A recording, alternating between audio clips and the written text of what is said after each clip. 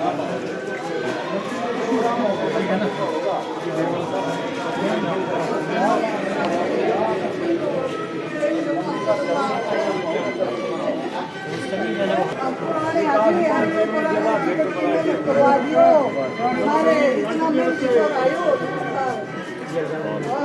है, हाँ जी।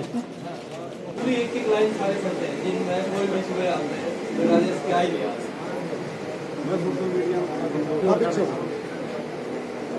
यार इससे बड़ी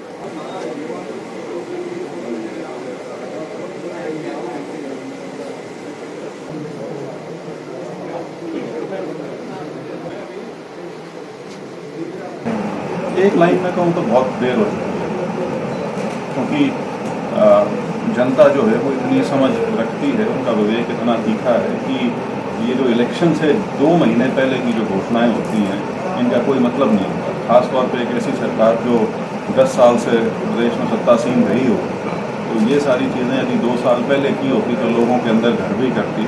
लेकिन अब जो कुछ भी किया जा रहा है वो ऐसा लगता है वो डेस्परेशन है कि जिस प्रकार से फीडबैक तो खैर बहुत समय से मिल रहा था सरकार को, लेकिन अब खासतौर पर लोकसभा के चुनाव के नतीजे के बाद और उससे पहले भी, क्योंकि मुख्यमंत्री जी बदले गए और कैबिनेट बदली गई और अलायंस ख़त्म किया गया, तो पार्टी को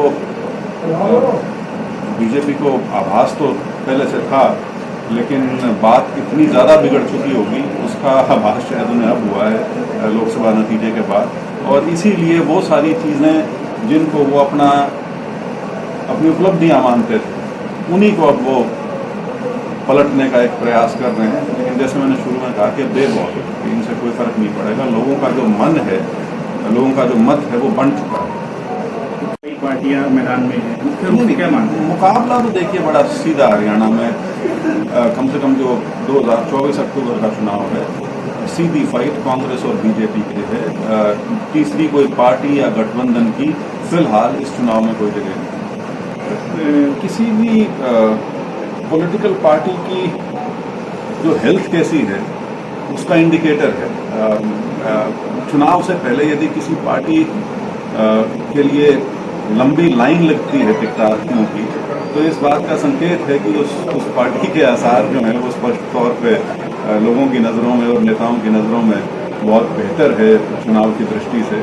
और महत्वाकांक्षा होती है लोगों की, तो बिल्कुल जिस आदमी ने ग्राउंड पे काम किया है, जिसने मेहनत की है, वो अपना दावा तो पेश करेगा। भागना चाहेंगे दुष्यंत की बातों का ना मेरे को जवाब देना भी अटपटा लगता है।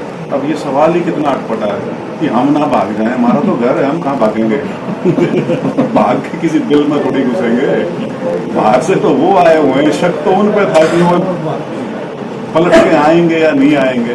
मेरे को खुशी इस बात की है कि वो सिटिंग एमएलए हैं वहाँ से और 4.5 साल मुख्यमंत्री रहे हैं, तो लोगों के मन में बड़े सवाल हैं जो उनसे पूछे जाएंगे, तो उन सवालों का जवाब दें। बीरेंद्र सिंह, ब्रजेंद्र सिंह, फलाना ढिमकाना कौन क्या करेगा, उनसे क्या, वो तो सिटिंग एमपी हैं, बड़े मजबूत तरीके से उन्होंने राज किया है और उसी मजबूती से लोग अब उनसे रूबरू होंगे वहाँ के। अभी लोग नहीं, मैं भविष्यवाणी तो कभी करता नहीं, लेकिन जो आपने शुरू में सवाल पूछा था कि मुख्य मुकाबला किसका है, ये उसी कड़ी का हिस्सा है कि कोई भी तीसरा दल या तीसरा कोई अलायंस यदि बनता है तो उसकी आज के दिन हरियाणा में कोई जगह नहीं है।